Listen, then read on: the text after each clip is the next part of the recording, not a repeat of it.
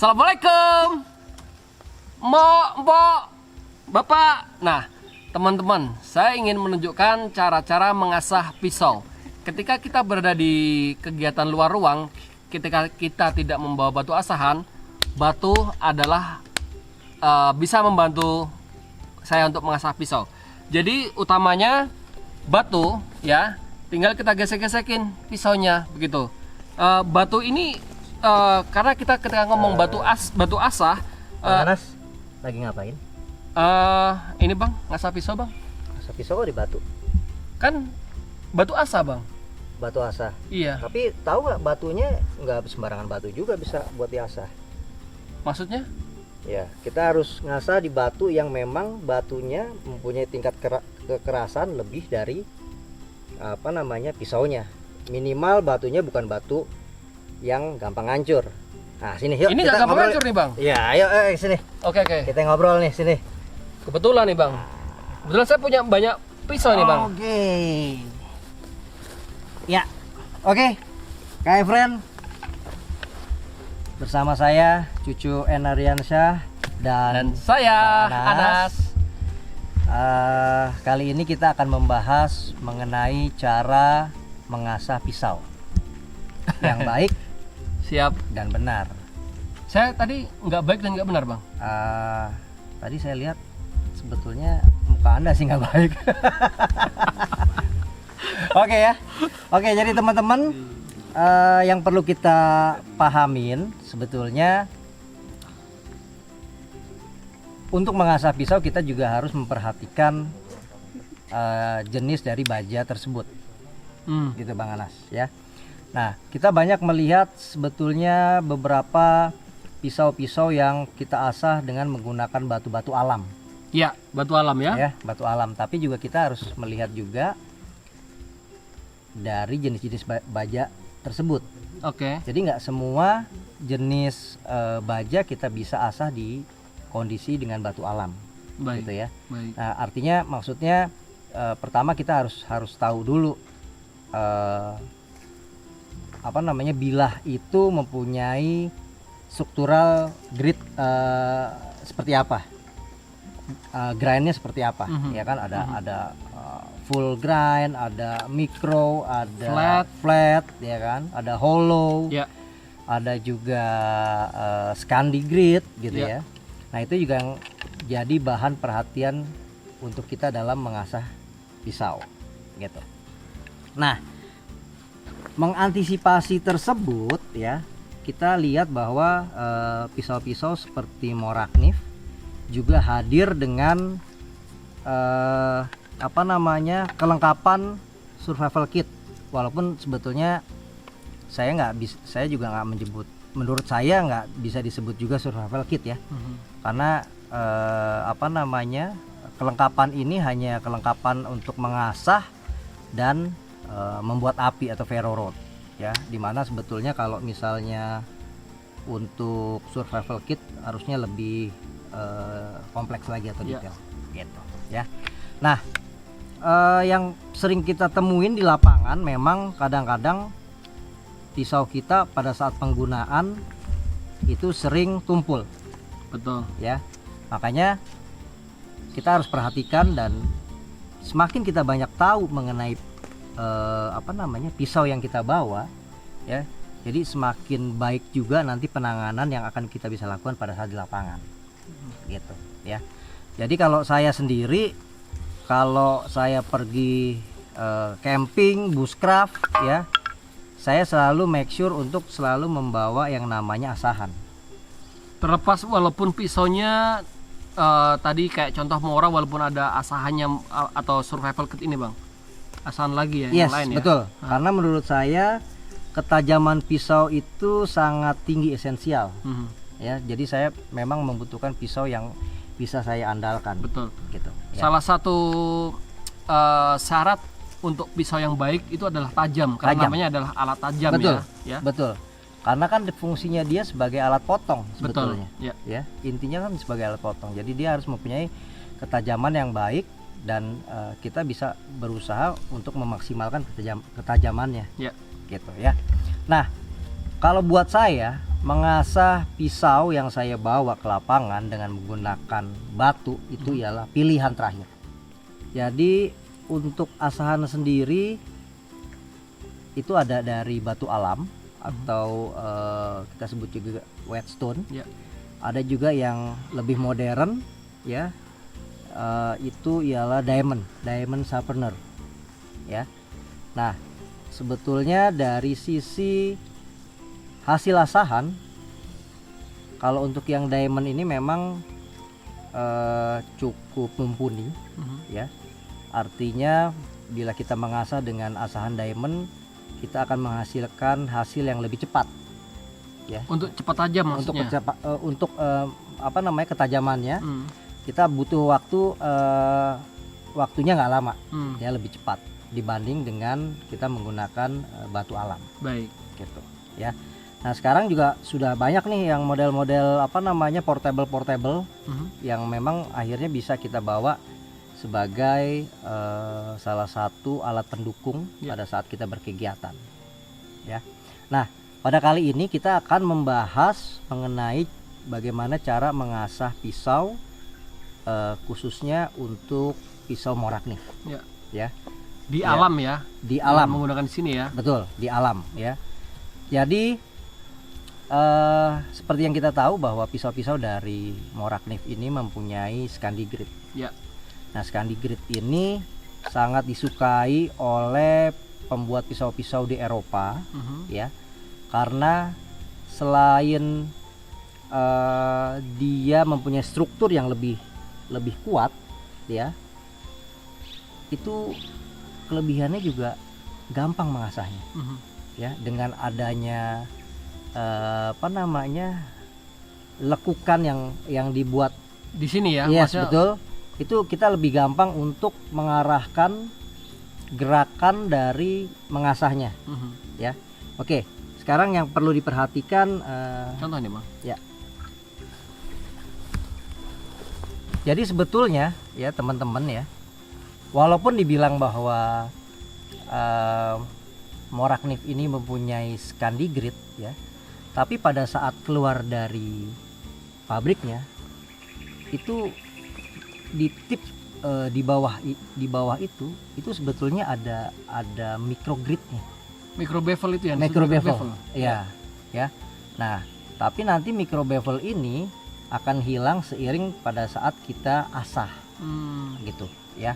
Jadi memang salah satu pisau yang pabrikan yang keluar dari pabriknya mempunyai ketajaman yang sangat tajam, ya kita bisa sebutnya scary sharp ya, atau mempunyai ketajaman yang sangat tajam sekali. Salah satunya Morakniv. Baik. Karena tidak semua pabrikan pisau mengeluarkan pisaunya keluar dengan ketajaman yang maksimal. Apakah ini karena adanya micro bevel tersebut? Sebetulnya itu bukan juga sih. Sebetulnya ketajaman ini itu memang karena gini. Dipabrikan dia mengasahnya itu kan menggunakan BG. Ya. Ya kan, menggunakan BG, belt grinder ya. Sehingga kalau misalnya kita lihat bahwa arah asahannya pun rapi sekali ya. Nah, nanti pada saat kita asah sendiri kemungkinan nanti akan timbul garis-garis yang memang terus tidak searah dengan sebelumnya, dengan bawaan pabriknya, tapi itu nggak apa-apa gitu loh. Nah kalau misalnya kita pengen mengasah mempunyai bentuk seperti itu lagi, ya nanti kita bisa asah dengan menggunakan BG. Oke. Gitu. Baik. Nah, oke. Lalu kita balik ke tentang cara pengasahan Morakniv di alam bebas. Ya. Ini bawa berapa alat asah nih Bang untuk kita tunjukkan kepada teman-teman ini? Oke ya. Jadi saat ini kita ada diamond sharpener ya. Ini dari produk dari Morakniv juga. Bentuknya simple, tipis ya. Ini bisa diselipin menjadi satu bagian di alat survival ya, atau EDC bagian ya, atau bagian dari pisaunya sendiri.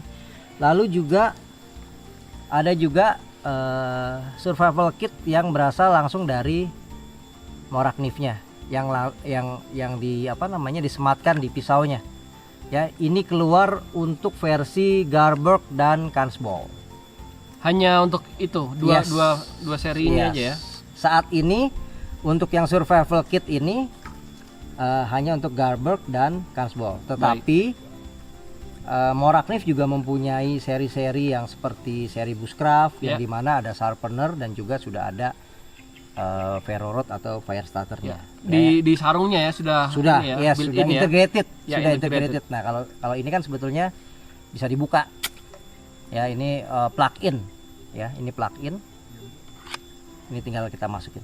Nah, Nah, untuk diamond sharpener ini antara yang terpisah dengan yang dari survival kit ini apakah sama, Bang? sebetulnya kalau kita lihat sama ya, cuman memang kalau kita lihat yang di sini ini sudah untuk digunakan diasah untuk beberapa kali Oke. ya. Sedangkan kalau yang ini masih Baru ya, masih Ini baru masih ya. baru ya. Properti. Wah, ini masih baru. Oke teman-teman, sekarang kita akan coba praktekkan bagaimana cara mengasah produk Morakniv menggunakan diamond sharpener ya. Ini juga salah satu produk dari Moraknivnya juga ya. Nah, yang perlu kita perhatikan ya Bang Anas ya, karena ini Scandigrid ya, jadi dia mempunyai keuntungan pada saat untuk mengasah ya. Nah, yang enak ini ialah kita tempelkan ya badan bilah ya sejajar dengan apa namanya sharpenernya dengan asahannya ya. Lalu kita majukan ya sesuai dengan lekukan pada bevelnya ya. Nah, ini yang disebut sebetulnya menguntungkan, karena kalau untuk apa namanya tipe-tipe lain ya, kita harus lebih hati-hati. Kayak misalnya dia mempunyai Yang flat itu flat ya, lalu ada microgridnya apa segala macam ya, itu perlu apa namanya lebih hati-hati. Kalau enggak nanti bevelnya bisa rusak, Ya. kena ya.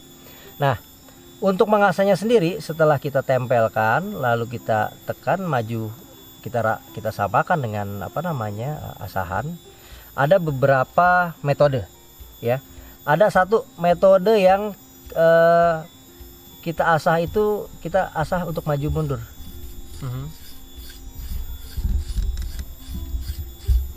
Lalu nanti kita bisa pindah ke sebelahnya ya.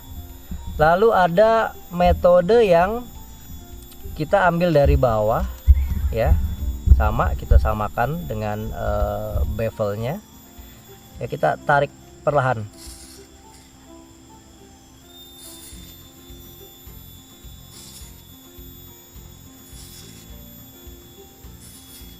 Nah, pada saat di sisi sebelah sini ini kita harus agak naik. Kita Ya. ikuti lekukan Kita dari ikutin pisaunya ya. betul, kita ikutin lekukannya. Nah, ya. Yang perlu kita perhatikan, biasanya juga ada metode gini Bang Anas. Ya, ada juga beberapa untuk memastikan bahwa asahannya tidak lewat dari bevelnya. Itu ada yang menggunakan spidol. Ya. Tujuannya? Tujuannya untuk memastikan bahwa yang diasah ialah bevel yang dimaksud. Tidak keluar dari spidol tersebut. Betul. Jadi gini, kalau spidolnya terhapus, artinya asahannya benar. Oh, oke. Ya. Oke. Oke. Jadi misalnya di bagian sini dispidolin gitu ya. Ini bagian sini dispidolin. Nah, pada saat terus kita asah ya. Pada saat lalu kita lihat ternyata spidolnya hilang, artinya yang kita lakukan sudah benar. Sesuai dengan arah Betul. yang ditandai spidol ya. Sesudah. Jadi dia nggak kena di atas bevelnya. Ya. Gitu. Karena kemarin juga saya sempet apa namanya diperlihatkan ya, ada salah satu pengguna Mora yang juga menanyakan mengenai cara mengasah Mora gitu. Jadi pada saat dia kirim fotonya, jadi yang tergesek itu bukan cuma bevelnya. Oke, jadi kemarin juga ada saya melihat bahwa saat mengasah pisau nggak hanya bevelnya yang bergaris-garis atau bergaret-garet, tapi juga badan bilahnya. Maksudnya bagian bilah utamanya? Yes, betul. Nah, ini yang saya bilang mungkin kurang pengetahuan dalam cara mengasah. Padahal sebetulnya dengan Scandi Grid ini kita dimudahkan ya untuk mengasah pisau-pisau dari Skandinavia ini gitu. Itu ya. Ada info nggak Bang Cucu? Yes. Temennya itu infonya mengasah dengan apa gitu? Sampai dia mungkin tidak bisa membedakan bahwa ini ada Scandi Grid yang harusnya membantu dia untuk mengasah gitu. Dia mengasah dengan batu asah. Oke. Dia mengasah dengan batu asah gitu ya. Sampai makanya terus dia bilang, kenapa begini ya Bang? Apakah harus dengan asahannya Moraknif baru bisa terasah dengan baik? Jawabannya tidak.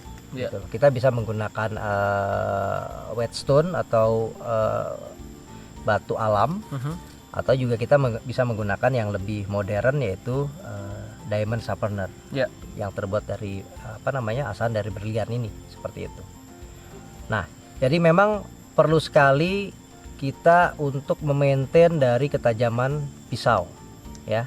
Jadi tadi saya contohkan sekali lagi ya.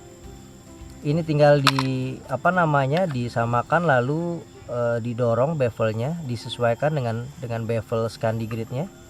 Ya, kita lakukan secara bertahap dan juga cukup berlahan-lahan saja. Nah, begitu juga dengan sebaliknya. Ya. Ini seperti ini ya. Lalu kita samakan. Jadi sampai tertutup gitu ya Bang, permukaannya sih. Yes, betul. Nggak ada rongga gitu ya. Betul. Lalu kita tarik seperti ini. Ini sama. Kita gini. Ya. Nah, itu salah satu metode cara mengasah. Ada juga yang mengasahnya seperti ini. Ininya sama, kita tekan gini. Nah, dia begini. Oh, seperti mengasah kapak ya? Iya. Ya. Jadi dia rounding begini. Gitu. Nah, balik lagi, sebetulnya mau seperti apa cara ngasahnya nggak masalah. Ya, yang penting tujuannya pertama tercapai, tajam dan tidak merusak dari pisau itu tersebut. Seperti itu ya. Nah, nanti juga ada nih begini, sama diginiin ya. Nah, kalau kita menggunakan batu asah ya, biasanya juga batu asah itu juga kita perlu kita kasih air, makanya dibilang whetstone kan. Saya mau tanya tuh, apa untuk penggunaan asahan dengan diamond sharpener ini apakah perlu air juga Bang? Nah, sebetulnya keunggulan dari diamond sharpener ini bisa digunakan secara darurat. Ya, jadi ini penggunaan secara darurat ya.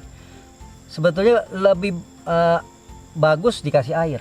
Oke. Ya, karena pertama air itu meredam daya hantar panas, gesekan antara batu asah dengan bilahnya.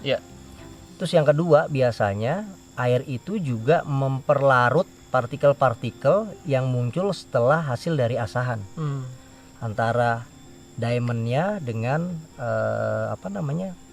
bilahnya. Nah, itu biasanya kenapa selalu kita lihat pengasah menggunakan air, begitu. Baik.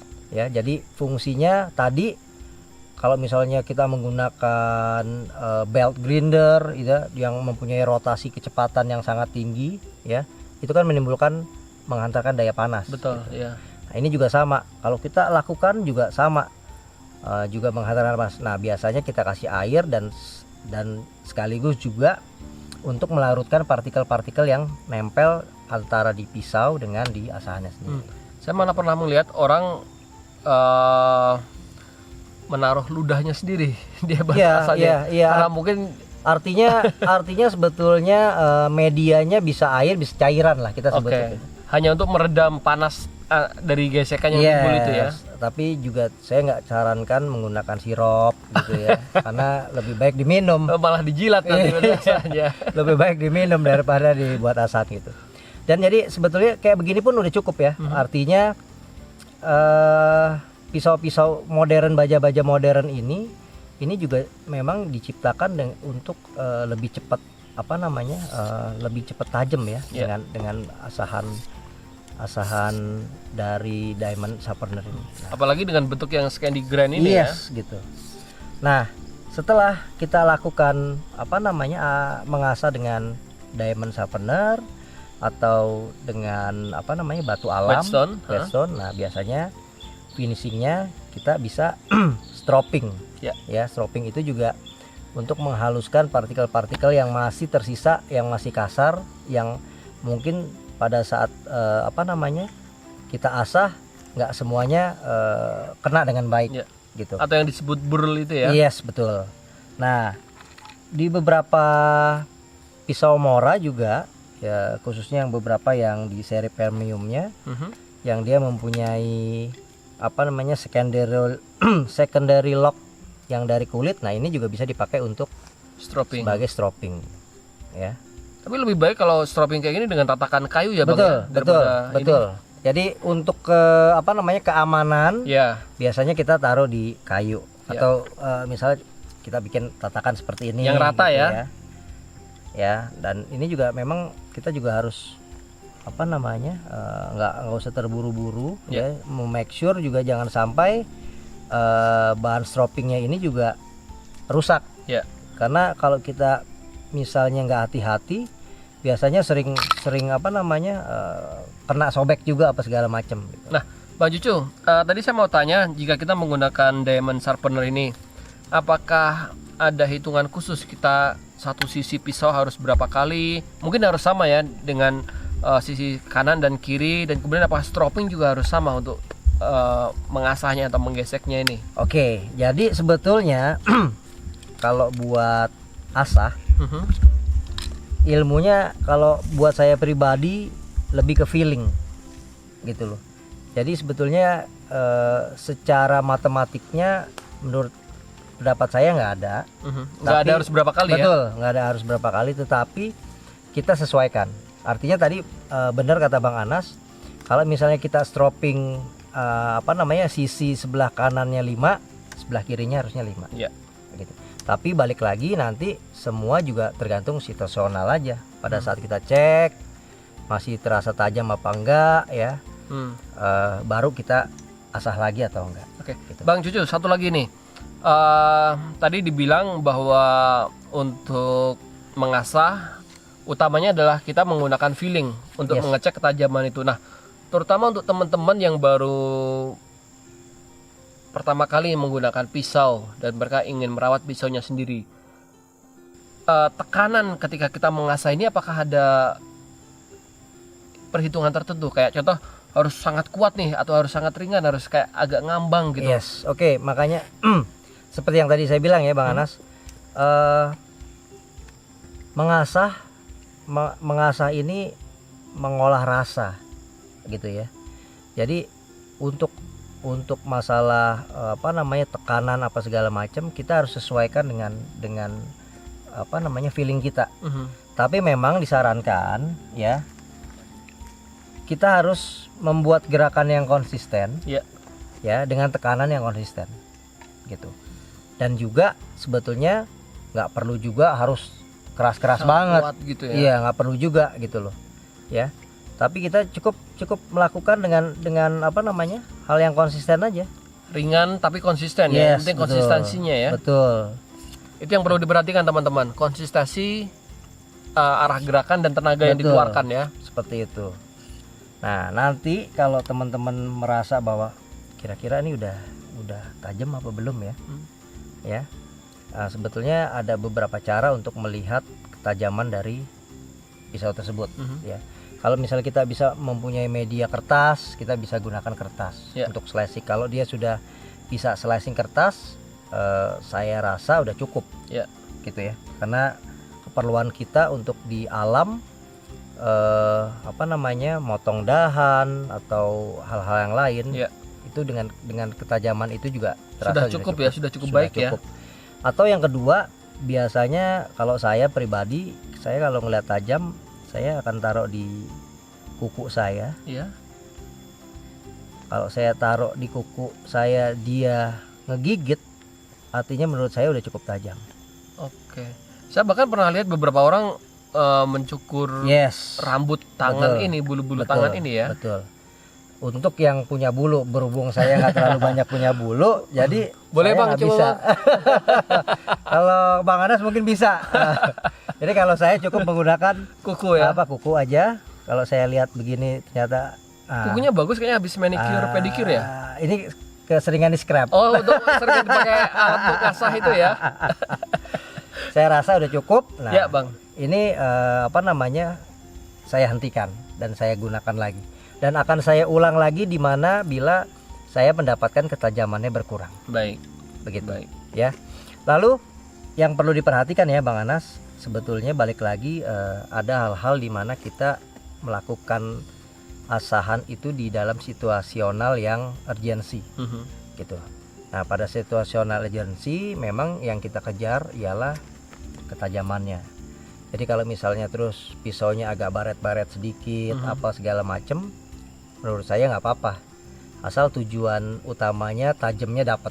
Ya. Gitu. Karena kita harus bedain antara situasi yang darurat dengan situasi yang tidak darurat. Ya. Yang di rumah kita bisa pakai whetstone, Ya. ya kan, kita bisa mulai dari grade rendah sampai grade tinggi gitu ya. Ya. Terus bisa menyesuaikan dengan alur yang pada saat dibuat sama pabrikan Ya. gitu ya. Nah, itu kita bisa lakukan di rumah. Tapi kalau pada saat di situasi urgensi gitu, yang penting kita sudah dapat poin ketajamannya, menurut saya sih itu Ya. udah cukup. Itu menurut saya sangat penting untuk kita menjaga ketajaman pada pisau itu, karena ketika pisau ini tajam, maka kita dengan gerakan sedikit tidak perlu banyak tenaga itu Betul. sudah bisa menggunakan Betul. pekerjaan yang Betul. kita. Bahkan ketika yang berbahaya adalah ketika pisau kita tidak tajam atau agak tumpul, kita cenderung untuk menggunakan tenaga yang berlebih. Yes, betul. Ini yang mungkin kadang beberapa teman hilang kontrol ketika mereka membelah kayu atau apa karena nggak tajam. Mereka kecerobohan itu berasal dari Betul. situ ya Bang ya. Karena Betul. pisau berasal dari Betul. pisau yang tidak tajam itu. Betul, seperti itu. Pisau yang baik ialah menurut saya ya pisau yang tajam dan mempunyai durability yang baik. Ya. Gitu. Nah, itu jadi kawan-kawan, informasi atau edukasi untuk mengasah pisau, khususnya untuk brand dari Moraknif Dengan Scandi Grind ya. dengan Scandi Grind ya. Mudah-mudahan dengan informasi yang kita berikan teman-teman nggak salah lagi dan tidak sampai juga merusak dari bilah atau pisau yang teman-teman punya. Ya. Begitu ya Bang Anas Ya, ya. setuju Bang. Karena seperti yang tadi dibilang bahwa pisau Anda ialah investasi Anda. Setuju. Gitu. Oke, jadi sekian untuk bahasan kali ini.